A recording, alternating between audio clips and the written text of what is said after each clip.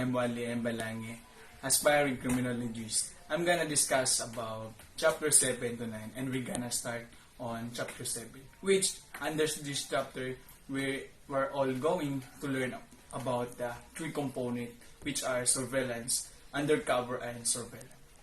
So surveillance is the intention or covert monitoring of placing people and vehicles. The goal of gathering information on the subject's identity or activities. In addition, about surveillance, there are types, purpose, and methods of kinds of surveillance. The types of surveillance are covert and overt, which covert is when the person is unaware he is being watched, while overt is when the person becomes aware that he is being followed. On the other hand, there are also what we call fixed and moving type of surveillance, which for the fixed is a type of surveillance to watch the house or while the moving is on footing or moving vehicle. The purpose of surveillance are to get information on the criminal activities for the future wait, and two is to discover the identities of person frequently the place to establish their criminal activities, to obtain evidence of a crime or to prevent the commission thereof by arrest or raid. And fourth is to establish legal grounds for the application of the search warrant. And lastly, to arrest the criminal in flagrante delicto. Objectives of surveillance of place is to detect criminal activities and to discover the identities of the person who infrequent, establish, and to determine their relationship. To discern the habit of a person who lives in or frequent the place, to obtain evidence of the crime or to prevent the commission of a crime, to provide a basis for obtaining a search warrant, and lastly, to apprehend person in commission of the offense. So the second component of chapter 7, which is the undercover. So undercover, sometimes known as rookie, is a type of investigation in which the investigator goes undercover. In order to collect information, the person takes a separate and unauthorized personnel. In addition, this is an operation in which the investigator takes a false identity and identification in order to penetrate the ranks of criminals in order to get information. In the undercover, we're gonna learn what are the objectives, selection, and the preparation of assignment and the golden rule of undercover. So the first is the objective of undercover in order to be work are to obtain evidence, obtaining information, checking informants, and fixed surveillance, which is to assist installation of investigate equipments, checking loyalty, and subversive organization, which is to detail information concerning subversive group, and security check, which is to listen to conversation on security leaks or careless observation, and lastly is to preliminary to search or raid, which is to determine presence of contraband. The selection of undercover to be worked well are the background, temperament, and intellect.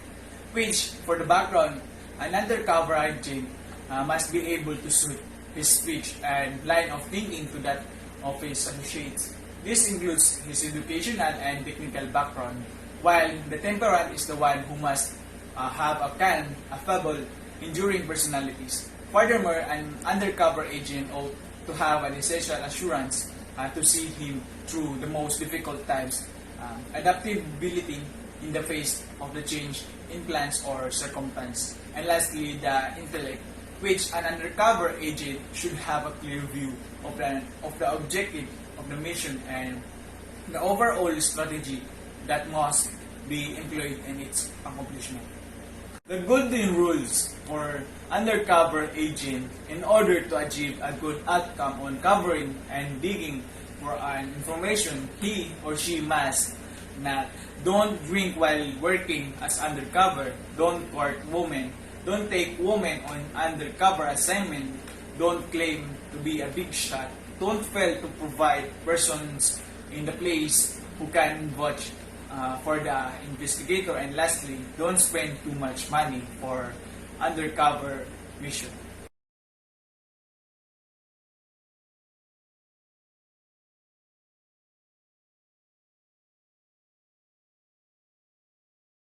So, the last component of Chapter 7, which is the surveillance. So, the surveillant, the one who initiates or conducts the surveillance and insight.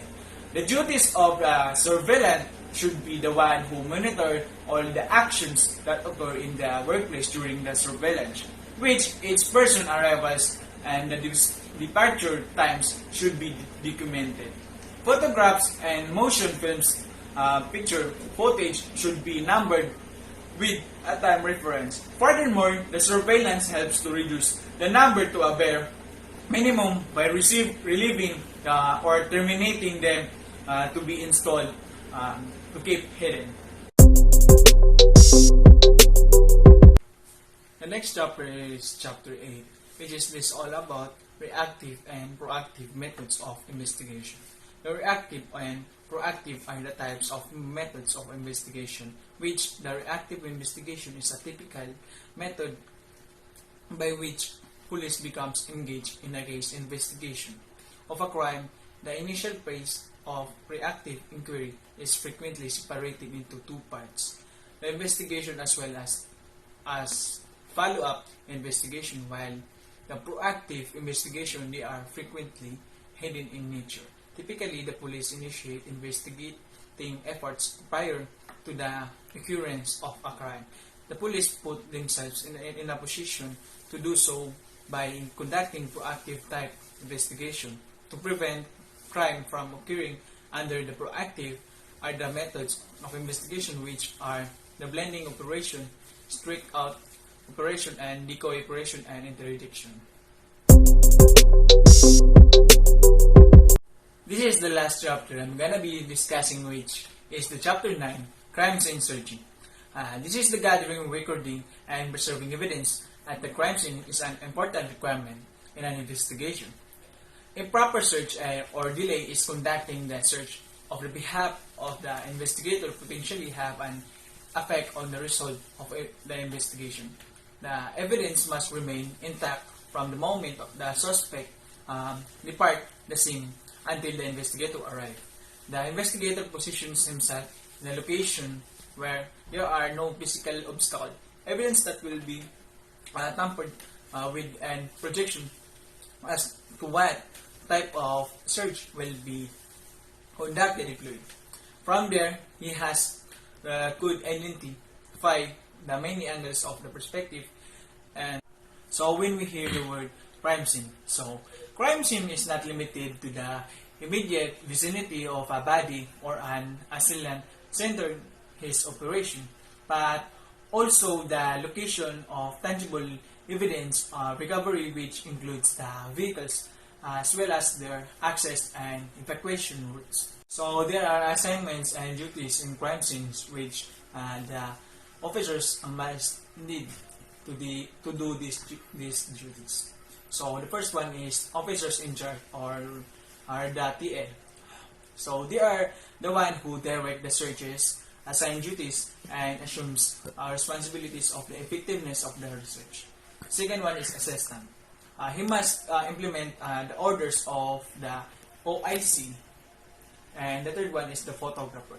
He photographs the scene, every scene in the crime scene, and individual pieces of the evidence. The fourth one is the sketcher, which he makes a rough sketch of the scene given and later a finished sketch of the crime scene. The fifth one is the master note taker. So the master note taker, the one who writes down in shorthand and observation and description during the search. So the sixth one is the evidence man. So this man assigned to collect and preserve the tags and articles of the evidence. And the seventh one is the measurer. He makes overall measurements of the scene. So there are duties, and there are also we call the processings in crime scene. So there are three crime scene searches. So the first one is the processing and securing a crime scene. The second one is protecting the crime scene and the evidence. And lastly, the laboratory examination of the object and the substance located usually at the crime scene. Smile. Processing and securing the crime, this is the first process of a crime scene. So, under this, the following steps are involved in the processing of the crime scene. An investigation, investigators or police officers use of rigorous and thorough tactics to identify, locate, maintain, and gather factual information and things evidence value that may be used in court, recreating what actually happened. So the second one is protecting the crime scene and the evidence. So the criminal scene was successful. The processing and dependent on the police officers or investigator ability to recognize the document evidence. The gathering of facts and valuable goods as proof, relying on his capability to protect and preserving and then presenting this. The last process of in crime scene. Laboratory examination of object and substance located usually at the crime scene. So in some circumstances, object and substance requiring investigation are transported. So the suspect from the crime, whether purposely or inadvertently. Investigator's notebook, a medium that is important in crime scene. So the purpose of investigator notebook is to consider the volume of information and number of instances, which in a certain circumstance when an investigator is dealing with cases, it is highly conceivable and that he would forget some details. Many of the investigations details, while not required for the report, and included. When the matter is brought to trial, the following issues may be of the relevance to the court. Experienced investigators used a notebook to capture pertinent case fact. The court enables investigators to review their notes throughout the trial to refresh their recollection. This is the last component in chapter 9, which is the crime scene. So, general investigative procedures. The purpose of general investigation is to develop depth and to current contemporary tendency in accordance with the PNP Integrated Transformation Program, which it intends to improve the consolidated and many guides utilized by the PNP as a reference in all elements of the police inquiry.